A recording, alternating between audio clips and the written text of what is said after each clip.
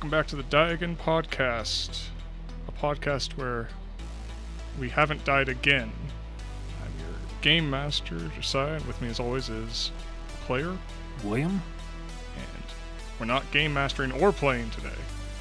We're doing a retrospective on Corva's short but reasonably successful blitz through, the hell is that station called? Space Station place. Icron. Space Station Icron. So I guess to start things off, what would you say your favorite moment in this mission was? Favorite moment overall was in the very beginning when we were just taking the storytelling very lighthearted.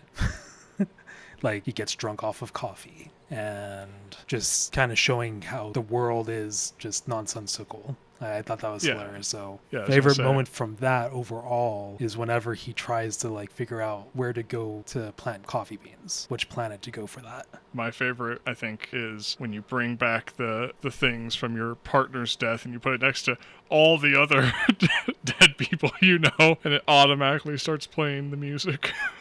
Oh, yeah, that's right. In the Hearts of an Angel or whatever. Yeah.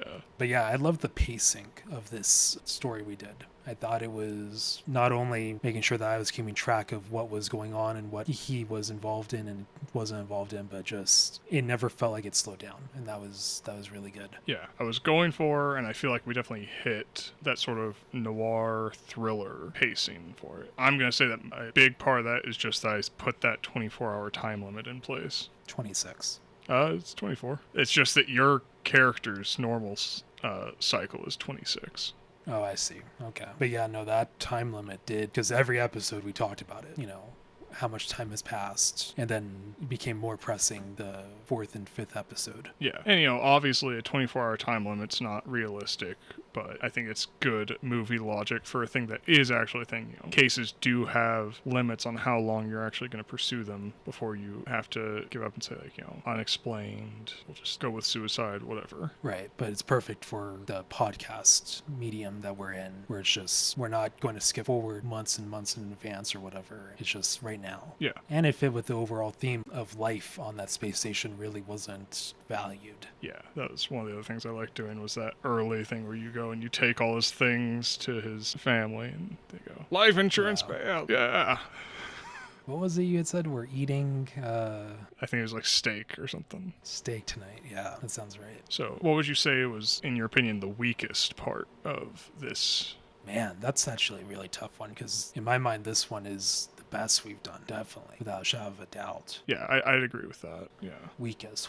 Well, I've got one. So I would say the thing I was disappointed in on my end is I didn't do as much description as I might have liked. I would just say, oh, it's humanoid alien, and I wouldn't get into the details, or, there's not a lot of description of what the vehicles look like, that sort of thing. In the end, I don't think it matters too much, because none of that really came into play as, a thing you needed to know, and that's why I didn't worry about it, but it would have been nice to have just a little bit more, I think. I guess if I'm going to piggyback off of that, then I would say specifically some of the interactions between me and the B-Cops. We'd done it, but I think there was definitely points where we just kind of glazed over it. But I think that was partially because, especially on that last episode or even the fourth episode, we were kind of just going through those sections quickly just to say, okay, this is what happened here, this is why. But I don't consider that much of a bad thing. Yeah, I think the beat cops were okay because they're really just a lot of things are happening. You're just kind of firing off orders to these guys and they're firing stuff back at you, and there's not a lot of time for chatter there. So, you slow down when you talk to the chief or someone who's more important, but the beat cops are kind of busting ass to get anything done. So I think that I get what you're saying, but I think it did work for us. It did. It felt kind of like when you watch a show where a CSI or whatever, where they do kind of do something like that, where it is just a quick succession of things that they don't want to do a full arc for, just that. It's just tell the audience and then move to the important part. So I felt like that it worked out. Yeah, I think definitely I made a lot of decisions where I wanted to just go, okay, I need to keep this moving forward. Nothing here is going to just stop. Everything's got to go somewhere. Yeah, even with you weren't expecting me to take such an interest with Delton and continuously interacting with him, but you were able to integrate that very nicely into the overall how we got to the solution. Yeah, it was definitely one of those things where I'm looking at, I'm like, okay, by default in my notes, Dalton doesn't really have much to offer you. But if I just look at this and sort of logically extrapolate out things, here's what he could Right. know. Then it was just a matter of you getting good rolls. And you got really good rolls that last session. You killed it. It's really funny to me that you fucked up interrogating Coney 2012. Yeah. But yeah, you botched your roll when you were interrogating him the first time, or talking to him the first time, and that's why you didn't see through him. But with the two mob guys, you immediately make both of them roll, which is the funniest thing in the world to me. But I kind of like the implication that the mob is just horribly organized. Well, and with especially the first one, which, you know, my guy really did decide to dive into not necessarily the most legal way of doing things, but to get those results, and that gave me an extra boost on my roll. Good old enhanced interrogation. CIA would be proud. Yeah, that was really good overall. So any new thoughts about genre diversion? This is the second time we've used it on the podcast. We just, off the podcast, finished a Call of Cthulhu campaign with it, and I've definitely developed some things that I like. I think I mentioned this on the retrospective we did before with genre diversion, but I don't like the initiative system to the point where throughout this I didn't really use the combat rules as written. What I did was I had you more or less use them, and then for the enemies I just used my fudge dice, which I believe I mentioned in our last retrospective. But for those not in the know, fudge dice, they're 6-sided dice with 2 blank sides, 2 plus signs, and 2 minus signs. And you roll 4 of them, and then you find out if it's overall negative or positive. And I use those to sort of indicate how well or poorly an NPC action goes. So when you got shot, that's because he got +3, basically, which is a very good roll. Yeah. With genre diversion, what I've noticed, especially with this story we just told, we did a lot better too with letting the narration kind of be the more driving force than the action. And because of that, it felt incredibly fast-paced, especially like you look at the very first episode where I ask, okay, can I shoot down a transportainer and use that as a distraction? We did that, we succeeded at that, and then went straight into combat, and it was fast, it wasn't drawn out. And a nice thing too about that, as the story went ahead, even once I was damaged and had penalties, like, yes, the rolls got harder, but it wasn't like, you know, partially it was because I was lucky. You know, if I had rolled bad, you know, who knows, I could have died in the 4th episode and that would have been it. But it never hindered the storytelling. Yeah, and I'd say that's kind of the difference. If we were running Savage Worlds, which also uses wound penalties are way harsher in my experience in that system. Granted, there are more ways to avoid taking a hit. You know, you've got bennies, you've got stuff like that. But the penalty is much more significant. Whereas here, even though you're taking a penalty, a lot of times you could still have a bonus of some kind. I don't think you ever came out of it with a negative to your roll. Yeah, even when I had a 0 to my overall roll, it still worked out. I definitely think that's my main issue with genre diversion is anytime I've gotten a combat out of it that I thought was good, it's when I just said, okay, I'm going to ignore the combat rules, and I'm just going to do some fudge dice to see how the enemies do, and let players roll normally. So you guys are basically shooting against like a difficulty level and threshold 1 enemies, because we're also using the threshold 1 rule again, which I have come to think is probably the best way to do most genre diversion stuff, because I think... I have a quick question with that. If I had properly put on my armor before I had gotten shot, would that have just counted then as a bonus to the roll that you were evaluating on whether or not I got hurt? I had rated their damage. They had a specific damage they do, so then I would roll your armor normally. So armor, you roll for each point of damage, a d6, and then you want to get under your armor. If you get under your armor, then you don't take damage, I believe, is how it works. So if you had your armor on, for those playing at home, that'd be 2 armor and 2 padding, which is for different types of damage. If you'd had it on, you might have avoided all the damage, potentially. Right. But I might have made it so that trashed your armor, just for narrative tension. Yeah, it ended up working out pretty well, because on the 5th episode, I took the penalty, but for the most part, I was rolling pretty good. It was pretty nice story-wise, how at the very end, like, I did kind of fail a roll, but then my partner didn't, so it all worked out. Yeah, that was a close call for your partner too. Like it was, you guys barely got that because I was gonna let him get away if you guys failed that roll. You would have got on his ship and gotten out of your jurisdiction, and he would have won. Right. What do you think of the actual plot of it? Like everyone's motivations, they were doing, all of those sorts of things. I thought it was a lot of fun. I mean, decided to focus a lot on Delton and kind of just breaking him down to get answers. But the first interaction with the wife was very interesting. There was a couple times where I personally thought about going back to clarify things, especially with Lisa Green, but it just didn't feel necessary. I thought with Coney that was really fun because I was playing my character to be respectful, and you took that and then made it so that I wasn't seeing the shady parts that he was doing, which would be really interesting to see, like almost like a play-by-play to say, okay, like if you had succeeded at this role, you would have saw this, which then would have, but I had failed enough of those roles to where I just didn't know. I just knew he was interested in being involved with that family heavily. As I recall, you failed, like, you got almost all of your roles with him, but you failed the one you really had to have to figure out what he was doing exactly. And I think, I can't remember exactly, I think it might have been the one where you asked him, no, because you got that one. Because I was going to say it was the one where you asked him how he felt about negotiating with, is it Archon? The rival company. Archon, I think, is what you, right. But no, it wasn't that one. But it was just like one question you asked, and you flubbed the roll on just that one. And not by a lot either. Like, it was still a decent roll. But Coney is pretty good at what he does. Right. And I really liked the fact that you turned it into, my guy's so used to working to try to capture humans. And he's done that long enough to where he doesn't recognize his own species' tails immediately. He gets there by the 5th episode, but in that episode, he had no chance of recognizing that. I definitely liked the turnaround on that 5th episode where you pull Coney in and all of that jolly cooperation is evaporating very quickly. Yeah, and even by that, I had figured out a good portion of it, but there were still some assumptions that I was working under. And I liked that because we had talked about this a couple of days ago where you had said that because of my assumption, that kind of threw him off on a different detail in.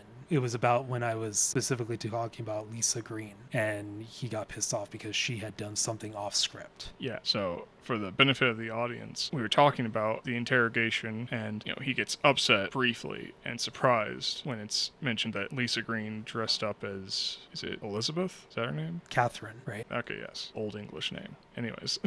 But yeah. What I was going to say with that was, the reason he gets upset is because that wasn't something he had planned on. That's just something she did. Right. Which I think we made fairly clear in the episode. But, when you're recording it, everything's going by pretty fast. So it's easy to miss something in the heat of the moment. But also, too, I think, especially if we do a re-listen, I think it'll be pretty clear. Because there was multiple times where it was Delton explaining that they did not get along. And I was tempted to go to Catherine and ask her, but we didn't have enough time for that anymore. And yeah, and the other thing is, when you listen back to the episodes, you're benefiting from it's edited and noise suppressed, whereas we're doing this on Discord, and Discord will cut out, and you'll have to re-say something or just go off of what you think you heard, or all of those things. So yeah, it's definitely easier to follow the story when you're listening to the edited version. Yeah, overall, I think we didn't miss any beats. We were pretty consistent with just getting all the storytelling done. Yeah, I think definitely keeping it moving was definitely the name of the game for this one, just in terms of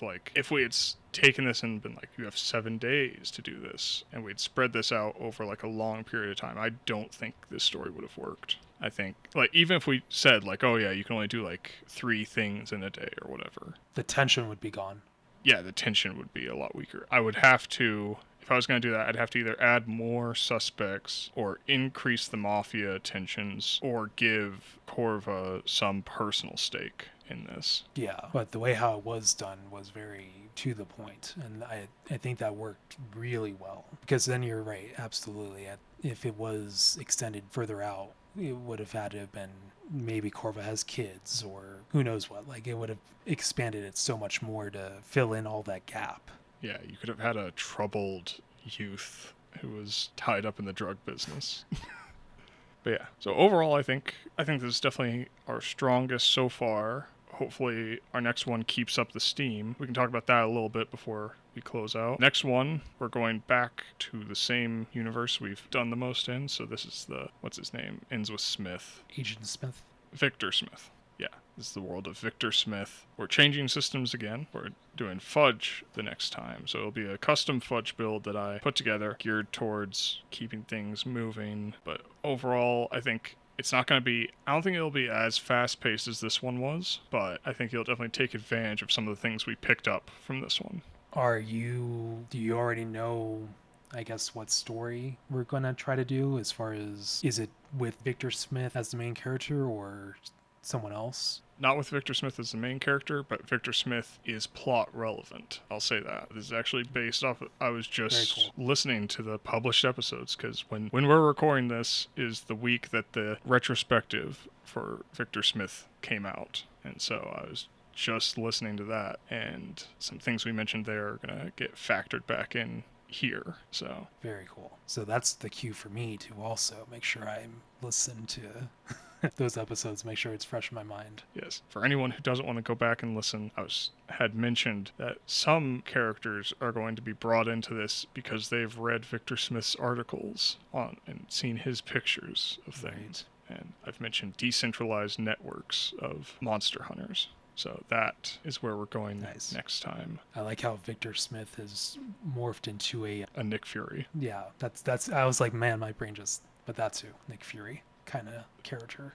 Yeah, you need to join the soon-to-be corpses to protect humanity. Need to find all these broken, depressed soldiers and make them work together. So he's the general from Rambo. Right. Yeah, so I'm definitely looking forward to that. We start recording on that pretty soon here. There might be, I guess for the listening audience, it won't matter because we maintain the same publishing schedule regardless. But yeah, I have one more question with the most recent episodes. When Corva had saved Coney, when they were about to get shot at. Not Coney, Vodvern. That's right, not Coney. Modvern, that's right. How close was that to failing right there? Oh, jeez. I feel like it was close. I don't remember. But yeah, I feel like that was a pretty close one. That whole encounter was pretty knife's edge for you. Wow. Okay, yeah, because that was definitely, especially when he saved him and then got up and told him that he wasn't going to count this as part of a favor. I felt like that was, if this was like an 80s movie, that would have been the line. Yeah, that was definitely our lethal weapon moment. Yeah, that was an interesting one because the key role you failed there was you failed your awareness check while you were on the outside. It was an awareness, was it space piloting, astropiloting? Because if you'd gotten that, you would have realized that they were following you, and then you could have radioed for backup. Okay. But since you failed that one. But then I'd imagine that the role that was specifically sensing that something was about to happen, that could have been devastating if that had failed. Yeah. If you had also failed that one, then they would have gotten the drop on you. I think Vodvern would have just died. I don't think I would have given any role for that. I think it would have just happened at that point, at which point you'd be in a firefight with them. Right. Yeah. Anything else? Favorite character? Favorite character? Let me think on that. I don't know if I'd necessarily have a favorite character, but all the interactions with the chief was hilarious, and the bee cops. I think whenever we had moments where there was conversation there, that was fantastic. But I honestly really enjoyed talking with Delton, Coney, all of these characters. They all felt different. Trying to pick apart what their motivations were was interesting, and it never felt like repeats. So that they were all really good. Yeah, I think in terms of getting to play the character, I think Coney was probably my favorite, just because he's very put together and everything he says is very measured, or at least he thinks he is. In terms of description, getting to describe the chief as a pig tar is still top of my list of terrible things to do to people, where it's a pig and then you turn another pig at 90 degrees and you stick on that pig, and that's a pig tar. If we ever got to the point of doing shorts or whatever of episodes and animated it, that'll be interesting. I want to make a police chief plushie. The little stubby ones they do for anime. I don't know what they call them, but the ones that look just like tubes, basically. Do one of those. The chibi animation ones, like the ones where they turn whatever into that. Yeah, do that for the chief. And then that's like Corva's body pillow or something. Something weird. Yeah, they all have to have something very odd. I feel like that's on brand for this arc, is everyone just has the wrong thing. No, what we need is a #1 detective mug that we do for Corva. You know how we were talking about a long time ago using the love game engine for doing obviously games. How hilarious would it be to make one with Corva, have him be a bug and have it be like a platform shooter kind of thing? Oh, that'd be pretty funny. We could have little Metal Gear type cutscenes where it's just the police chief yelling at you, or the police chief, or either of your two beat cops, Amos and Ricky. Just recreate all these episodes. That'd be pretty funny. And just go through it. That'd be hilarious. But yeah, were you surprised that it was 5 episodes long at the end of all of it? I was a little surprised. I think by the 3rd episode I kind of knew that it was going to be that long. But before that, it was all very dependent on what threads you decide to pull on. Right. Yeah. For the listeners, I'm sure they already know by now, but if I had rolled that would have been the end of it, which is why I always try to make sure that somebody knew some of my information just in case. For the listeners, I always encourage this sort of behavior because I generally give players an epilogue. I let people know that even if their character dies, their actions still did something. So if you get your information out there, if you decide to will your estate to some other NPC, all those things do make a difference in the game world. So what I'm hearing is we just need to get Victor Smith to space. That way all this stuff matters. I thought you were going to say we need to get all of our future characters to will their stuff to Victor Smith so he just becomes incredibly rich for no reason. And then we permanently go to the space stuff. Exactly. All right. I think that's all we really had to say about that season. It was definitely solid. So I'm excited to see what the next one will be, and hopefully we just keep on getting better with it. But this was solid. Thank you for joining us for the Die Again Podcast Season 3 Retrospective. We at the Die Again Podcast love hearing your thoughts, so drop your comments below wherever you're tuning in from. Also, don't forget to follow us on X and Threads. Just search for Die Again Podcast, all one word, and we'll be back in 2 weeks with a new story. Bye.